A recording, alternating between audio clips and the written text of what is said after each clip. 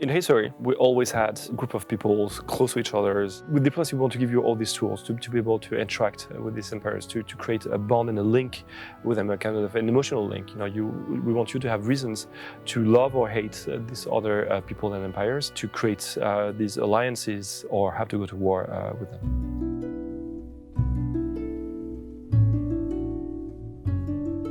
What was really important for diplomacy was the stories that players would tell each other. If you look at, say, the First World War, what happened, it wasn't a direct engagement immediately. There were a lot of people getting roped in, alliances playing off against each other, negotiations. So, in order to be historically authentic, we needed to add a little bit more, more tools in the player's toolbox, things like bribe or propose, threaten, demand. The other thing that was very important for us was to make sure that everything was very, anchored in a physical space. So we're not talking, in general terms all the time. We're talking about this specific territory here. Don't colonize there. That's mine. We want things to feel, nicely immediate. We don't want to have sort of a round-robin vote of everyone deciding what to do. We want you to get feedback interactions, make things feel nicely, quick, immediate, impactful. When at peace, you can unlock various forms of cooperation by proposing treaties. The recipients can refuse, accept, or ask for money in return for accepting. You can also propose an alliance. If you are allied, you get the benefits of all the basic treaties, and you get to propose more advanced ones as well. If an ally is at war, however, they can call you to join. Refusing will allow them to break the alliance. Your civilization needs resources in order to build units, to build infrastructures, and to boost its economy. You can acquire these resources either aggressively, by claiming territory and exploiting them yourself, or you can buy them from another civilization.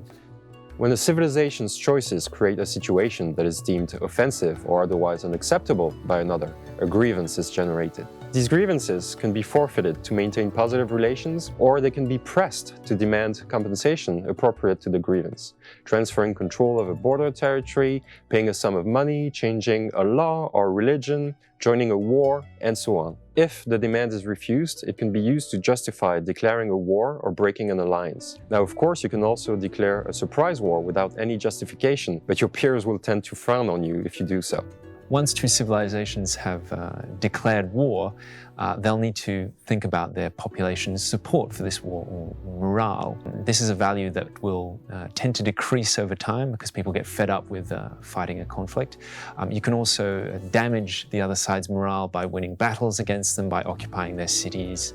Bombardment and ransacking also has an impact. And finally, if you're able to push the other side's morale down to zero, you can force them to surrender.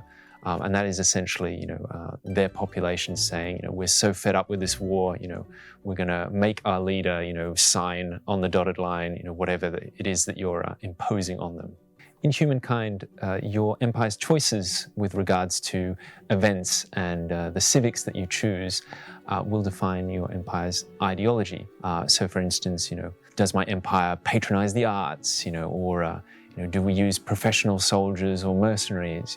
So depending on these choices, I'll have an ideology that will be defined, and we can compare the ideology of two different empires to define what we call a proximity. Based on this proximity, it will be more or less difficult to go to war or to sign peace treaties. So, for instance, two civilizations that are very close will have trouble maintaining a war, but it will be a lot easier to sign treaties because the populations feel a certain sort of brotherhood. Whereas if you're very distant ideologically, you'll be able to go to war very easily, but it'll be much more hard to sign treaties. In the diplomacy of humankind, the possibilities are endless. Do you want to be a trade empire?